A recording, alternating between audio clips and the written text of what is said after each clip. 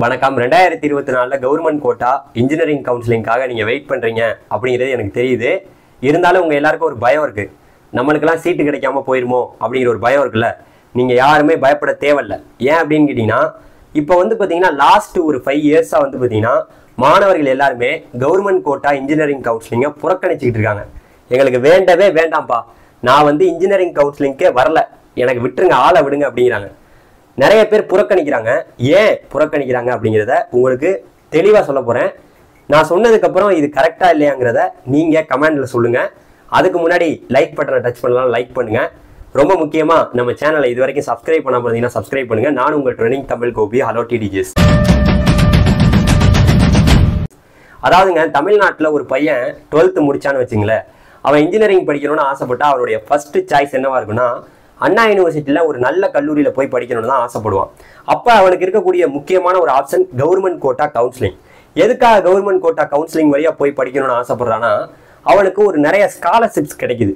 நிறைய ஸ்காலர்ஷிப் கிடைக்கிறனால நம்ம போய் படிக்கலான்னு ஆசைப்படுறான். ஆனால் இங்கே இருக்கக்கூடிய மிகப்பெரிய ஒரு பிரச்சனை என்னன்னா, பல மாணவர்கள் இந்த கவுன்சிலிங்கை புறக்கணிக்கிறது. கவர்மெண்ட் கோட்டாவே வேணாம்ப்பா அப்படின்னு ஒதுக்குறதுக்கான காரணம் என்னன்னா, ஃபீஸ் பார்த்தீங்கன்னா இந்த காலேஜ் ஃபீஸ்ன்னு ஒன்று இருக்குல்ல, இதை நம்மளுடைய இந்த கவுன்சிலிங்கை நடத்தக்கூடிய டோட் அப்படின்னு சொல்றாங்க, டைரக்டரி ஆஃப் டெக்னிக்கல் எஜுகேஷன் அப்படின்னு சொல்றாங்க.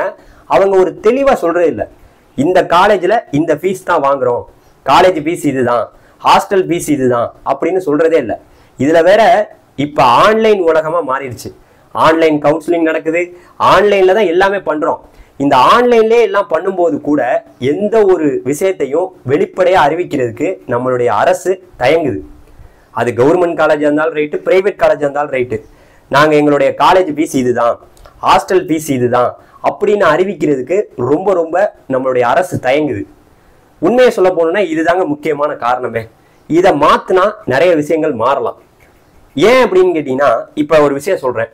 இப்போ ஒரு பிரைவேட் காலேஜை தான் பல மாணவர்கள் விரும்புகிறாங்க. உங்களுக்கே தெரியும், நம்ம தமிழ்நாட்டில் கவர்மெண்ட் இன்ஜினியரிங் காலேஜை விரும்புகிறத விட பிரைவேட் காலேஜ் பக்கம் போகிறதுக்கு தான் மாணவர்கள் ஆர்வம் காட்டுறாங்க. அதுலயும் பிரைவேட் காலேஜ்ல கவர்மெண்ட் கோட்டால ஒரு சீட்டு கிடைச்சிருமா அப்படின்னு ஆசைப்படுறாங்க. ஆனா இப்ப என்னன்னா, இந்த கவர்மெண்ட் கோட்டால போகவே தேவையில்ல, நான் பேசாம மேனேஜ்மெண்ட் கோட்டால பணத்தை கட்டிட்டு போய் சேர்ந்துக்குருவேன். என்ன வித்தியாசம் வருது? இதுல 2 லட்சம் வருது, கவர்மெண்ட் கோட்டால போனா 2 லட்சம் வருது, நான் மேனேஜ்மெண்ட் கோட்டால போனா 3 லட்சம் 4 லட்சம் வருது, அதுக்கு நான் மேனேஜ்மெண்ட் கோட்டாலே போயிடலாமே அப்படின்னு சில பேர் சொல்றாங்க. சில பேரண்ட் சொல்ல போறாங்க, சில பேர் கால் பண்ணியே என்கிட்ட சொல்றாங்க. ஆனா எல்லாருமே எதுக்காக கவர்மெண்ட் கோட்டாவுக்கு போறாங்கன்னு உங்களுக்கு தெரியும், எனக்கும் தெரியும். எல்லாம் போறது இந்த ஸ்காலர்ஷிப். இப்ப ஸ்காலர்ஷிப்னா அப்படி என்ன கொடுக்குறாங்கன்னு கேட்டீங்கன்னா, ஒன்னா சொல்லலாம். இப்ப முதல் பட்டதாரி ஃபர்ஸ்ட் கிராஜுவேட்டா இருந்தா உங்களுக்கு 25,000 ரூபாய் லெஸ் பண்றாங்க. ஒரு பிரைவேட் காலேஜா இருந்தா 4 வருஷத்துக்கு இதே மாதிரி 25,000 25,000 குறையுது. 1 வருஷம் கிடையாது, 4 வருஷம். அதே போல நீங்க SC SCA ST அதுக்கப்புறம் SCC கன்வெர்டட் கிறிஸ்டினா இருந்தீங்கன்னா வருஷம் 50,000ல இருந்து 60,000 ரூபாய் வரைக்கும் ஒரு வருஷமும் கிடைக்குது. 4 வருஷத்துக்கும் கொடுக்குறாங்க. ஒரு வருஷத்துக்கு 50,000ல இருந்து 60,000 ரூபாய் கிடைக்குது. இதே போல 4 வருஷமும் கிடைக்குது. இது இல்லாம பாத்தீங்கன்னா, நீங்க ஒரு 7.5 ரிசர்வேஷனா இருந்தீங்கன்னா 6ஆவதுல இருந்து 12ஆவது வரைக்கும் கவர்மெண்ட் ஸ்கூல்லேயே படிச்சிருந்தீங்கன்னா 4 வருஷத்துக்கும் இலவசமான ஒரு கல்வி. நீங்க காலேஜ் ஃபீஸ் கட்ட தேவையில்ல, ஹாஸ்டல் ஃபீஸ் கட்ட தேவையில்ல, எந்த பணமும் உங்களுக்கு எக்ஸாம் ஃபீஸ் கூட தேவையில்ல. எது 7.5 ரிசர்வேஷன்ல ஒரு சீட்டு கிடைச்சா. அதே போல நீங்க 7.5 ரிசர்வேஷன்ல 6ஆவதுல இருந்து 12ஆவது வரைக்கும் கவர்மெண்ட் ஸ்கூல்ல வந்திருந்த மாணவனா இருந்தீங்கன்னா உங்களுக்கு வருஷத்துக்கு ஒரு மாணவனா இருந்தா 12,000 ரூபாய் கொடுக்குறாங்க. 4 வருஷத்துக்கும் அப்ப பாத்துக்குங்க. அதே போல ஒரு மாணவியா இருந்தா 4 வருஷத்துக்கும், ஒரு வருஷத்துக்கு 12,000 கொடுக்குறாங்க, 4 வருஷத்துக்கும் பாத்துக்குங்க. இந்த மாதிரி இவ்வளவு ஸ்காலர்ஷிப் கிடைக்குது. இது இல்லாம கவர்மெண்ட் கோட்டால சீட்டு கிடைக்கும் போது நமக்கு ஒரு பேங்க்ல போயிட்டு ஒரு பேங்க் மேனேஜர்கிட்ட தைரியமா, இங்க பாருங்க எனக்கு கவர்மெண்ட் கோட்டால சீட்டு கிடைச்சிருச்சு, எனக்கு லோன் கொடுங்கன்னு நம்ம கேட்கலாம், தைரியமா கேட்கலாம். இந்த மாதிரி பல விஷயங்கள் இருக்கிறனாலதான் நம்ம கவுன்சிலிங்க்கு வர்றோம். ஆனா ஒரு உண்மையான தன்மை காலேஜ், அதுவும் நம்ம சொல்ல போனோம்னா இப்ப ஆன்லைன் கவுன்சிலிங் தான் நடக்குது. 2019 ஆரம்பிச்சு 2019 20 21 22 23 24 கூட இப்ப வரைக்கும் ஆன்லைன் கவுன்சிலிங் தான் நடக்குது. ஆன்லைன் கவுன்சிலிங் நடக்கும்போது கூட ஒரு அரசு கல்லூரி இப்ப பாத்தீங்கன்னா கவர்மெண்ட் இன்ஸ்டிடியூஷன்லாம் கவர்மெண்ட் என்ன ஃபீஸ் சொல்றாங்களோ அதுதான் வாங்குறாங்க. ஆனா பிரைவேட் காலேஜ்ல நம்மளுடைய தமிழ்நாடு அரசு சொல்லக்கூடிய ஃபீஸை வாங்குறதே கிடையாது. ஏன் இந்த ஃபீஸை வாங்குறீங்கன்னு நம்மளுடைய உயர்கல்வித்துறை அமைச்சர் பொன்முடி அவர்களோ, நம்மளுடைய தமிழ்நாட்டோட முதலமைச்சராக இருக்கக்கூடிய MK ஸ்டாலின் அவர்களோ இந்த கேள்வியை எழுப்புறதே கிடையாது. ஒரு எச்சரிக்கை மணியா போட்டாங்கன்னா, கட்டாயமா பிரைவேட் காலேஜ்ல இந்த பணம் தான் வாங்கணும், இதுதான் காலேஜ் ஃபீஸ், இதுதான் ஹாஸ்டல் ஃபீஸ், ஒரு காலேஜுக்கும் டிஃபரன்ஸ் ஆகும். இருந்தாலும் அவங்களுக்கு தான் எல்லா கண்ட்ரோலும் இங்க கவர்மெண்ட் கிட்ட தானே இருக்கு. அப்ப காலேஜ் ஃபீஸ் இதுதான் வாங்குறோம். இதுல பெரிய கூத்து என்னன்னா, இப்ப ஆன்லைன் கவுன்சிலிங் நடக்குதுன்னு வச்சுங்களேன். ஆன்லைன்ல தான் கவுன்சிலிங் நடக்குது. எல்லாருமே சாய்ஸ் ஃபில்லிங் பண்ணுவோம். எல்லாருக்குமே சீட்டு கிடைச்ச பிறகு ப்ரொவிஷனல் அலாட்மெண்ட் ஆர்டர் அப்படின்னு ஒன்று சொல்றாங்க. ப்ரொவிஷனல் அலாட்மெண்ட் ஆர்டர்னா என்னன்னு உங்களுக்கு தெரியாது. ப்ரொவிஷனல் அலாட்மெண்ட் ஆர்டர்னா தற்காலிக இடஒதுக்கீடு அப்படிம்பாங்க. இப்போதைக்கு ஒரு 5 நாளைக்கு செல்லும் அப்படின்ட்டு தற்காலிக இடஒதுக்கீடுனா ப்ரொவிஷனல் அலாட்மெண்ட் ஆர்டருங்க.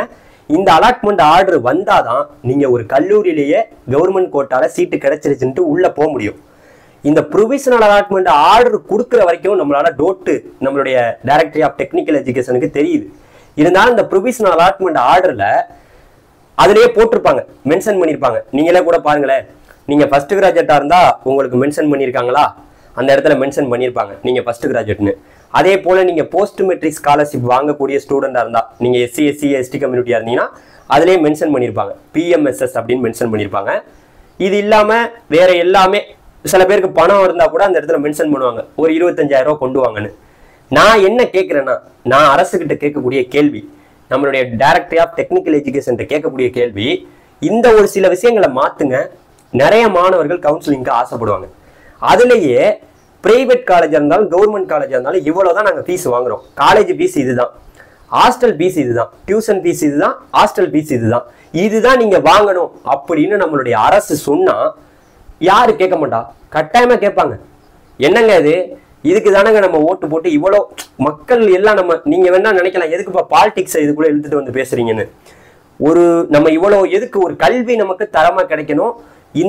நான் என்ன சொல்ல வரேன்னா, மேனேஜ்மெண்ட் கோட்டா அதெல்லாம் விட்டுருங்க, அது நமக்கு தேவையில்லை. எவ்வளவு வேணா லட்சமா கொள்ள அடிச்சுக்கிட்டு எவ்வளவு வேணா நடக்கட்டும். கவர்மெண்ட் கோட்டால ஒரு சீட்டு கிடைச்சிருச்சுன்னா அதுல உண்மை தன்மை இருந்துச்சுன்னா எத்தனை பேர் ஆர்வப்படுவாங்க? இங்க பாருங்க, காலேஜ் ஃபீஸ் இதுதான் வாங்குறோம், ப்ரொவிஷனல் அலாட்மெண்ட் ஆர்டர்லயே ஃபீஸ் இதுதான்பா, காலேஜ் ஃபீஸ் இதுதான், ஹாஸ்டல் ஃபீஸ் இதுதான், இதே மாதிரி தான் நீங்க 4 வருஷத்துக்கும் கட்டி படிக்கணும் அப்படின்னா அதுல போட்டிருந்தா ஏன் 1 வருஷத்துக்கு போடுங்கப்பா, நான் 4 வருஷத்துக்கு கேட்கல, 1 வருஷத்துக்கு இதுதான் வாங்குறோம், டியூஷன் ஃபீஸ் இதுதான், ஹாஸ்டல் ஃபீஸ் இதுதான், அதர் ஃபீஸ் எதா இருந்தாலும் நீங்க ஒண்ணு பண்ண வேணாம். காலேஜ் ஃபீஸையும் ஹாஸ்டல் ஃபீஸையும் போட்டீங்கன்னா இதை வச்சுக்கிட்டு நாங்க காலேஜ்ல போயிட்டு இவ்வளவுதான் பணம் கட்டணும்னு நம்ம போயிடுவோம். எத்தனை பேர் சிரமப்படுறாங்க தெரியுமா? பல பிரைவேட் காலேஜ் ஆசைப்படுற பேர்ல ஏதோ ஒரு கல்லூரியில போய் சேர்ந்து அங்க என்னமே தெரியல, பணம் என்னமோ வாங்குறாங்கன்ட்டு போயிடுறாங்க. சில பேருக்கு நல்ல கட்டாப்ல இருக்கக்கூடிய மாணவர்களால கூட பணம் கட்ட முடியாம நல்ல கல்லூரிகளை தேர்ந்தெடுக்கிறேன்ட்டு சாய்ஸ் பில்லிங்ல வச்சுட்டு அங்க போய் பணத்தை பார்த்தா 2 லட்சம் கொண்டு வா.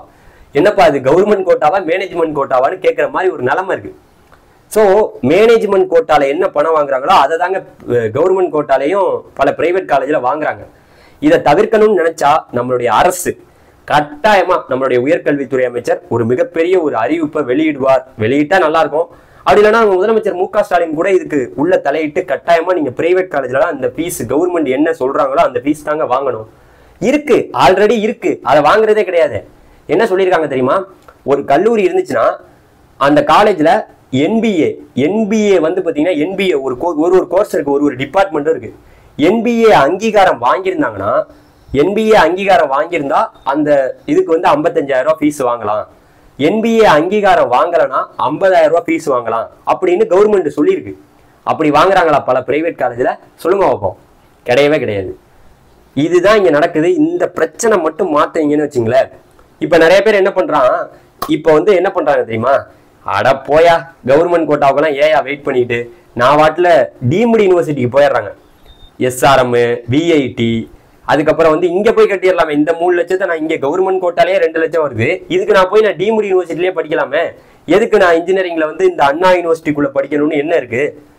உண்மையான ஃபீஸ் கவர்மெண்ட் என்ன சொல்ற ஃபீஸோ அதை வாங்குற மாதிரி கல்லூரியா இருந்துச்சுன்னா இதுக்குள்ள வருவாங்க. இந்த ஆர்வம் பிற்காலத்துல அடுத்து 2025, 26, 27, 28 இதுல காலத்துலலாம் கவர்மெண்ட் கோட்டாவே வேண்டாம் அப்படிங்கிற ஒரு நிலைமை வருவதற்கான வாய்ப்பு இருக்கு. அதனால கட்டாயமா அந்த ப்ரொவிஷனல் அலாட்மெண்ட் ஆர்டர்ல இந்த ஃபீஸ் வாங்குறோம், இந்த காலேஜ் ஃபீஸ் இதுதான் ஹாஸ்டல் ஃபீஸ்னு போடணும். கட்டாயமா போட்டா பல மாணவர்கள் ஆசைப்படுவாங்க. தெரியும்ல, இந்த ஃபீஸ் தான் வாங்குறோம்னா போகலாம்ல, போனோன்னு நேரடியாக இங்க பாருங்கப்பா இதுதான் போட்டிருக்காங்க பணம், இந்த பணம் தான் நீங்க வாங்கணும்னு சொல்லியிருக்காங்கன்னு நம்ம கேட்கலாம். அப்படி சொல்றதே கிடையாது. பிரைவேட் காலேஜை சம்பாதிக்க வைக்குது அரசு. அப்ப பாத்துங்க, பிரைவேட் காலேஜை ஊக்குவிக்குது. கவர்மெண்ட் காலேஜ்ல அங்க போனோம்னா அங்க பையன் போகவே மாட்டேங்கிறான். ஏன் போக மாட்டேங்கிறான்? சில குறைகள் அங்க இருக்கு. அந்த குறைகளை மாத்தணும். பிரைவேட் காலேஜாக இருந்தாலும் கவர்மெண்ட் காலேஜாக இருந்தாலும் இந்த ப்ரொவிஷனல் அலாட்மெண்ட்டில் பணத்தை போடணும். போடலனாலும் நீங்கள் இந்த லைக்கை போடுங்க. இது பல பேருக்கு போய் சேரட்டும். இதனால தான் பல மாணவர்கள் கவுன்சிலிங்கை புறக்கணிச்சுட்டு போயிட்டு இருக்காங்க. கவுன்சிலிங்கிறது வந்து பார்த்தீங்கன்னா சும்மா சாதாரணமாக நடக்குது. ரொம்ப ஏழை மாணவன் மட்டும்தான் இதுக்குள்ளே வர்றாங்க. ஏழை மாணவனும் உள்ளே வந்து கஷ்டப்படுறாங்க. உண்மையான ஃபீஸ் நிலவரம் தெரியல, உங்களுக்கும் தெரியாது, எனக்கும் தெரியாது. அந்த காலேஜுக்கு ஃபோன் பண்ணி கேட்கணும். அதில் வேற ஃபோன் பண்ணி கேட்டால் சொல்ல மாட்டாங்க. பல பிரைவேட் காலேஜ்லேருந்து ஃபோன் பண்ணி கேட்டால் சொல்ல மாட்டாங்க. இதில் வேற நம்ம நேரடியாக போய் வேற கேட்கணும். நேரடியாக போய் கேட்டால் அட்மிஷனுக்கு பிடிச்சி அட்மிஷன் போட்டு விட்டுறாங்க. இதெல்லாம் என்னத்தை சொல்றது? கவர்மெண்ட் காலேஜில் உண்மையான ஃபீஸ் வாங்குறாங்கன்னா பிரைவேட்லேயும் அதான் வாங்கணும். கவர்மெண்ட் இதுக்கு முக்கிய அறிவிப்பை வெளியிடணும்னு நான் நினைக்கிறேன். நீங்கள் என்ன நினைக்கிறீங்க? நான் சொல்கிறது கரெக்டாக இல்லையாங்கிறத கமெண்ட் செக்ஷனில் சொல்லுங்கள். அடுத்த வீடியோவில் சந்திப்போம். நன்றி, வணக்கம். பாய் பாய் டிடிஎஸ். தேங்க்யூ. பாய்.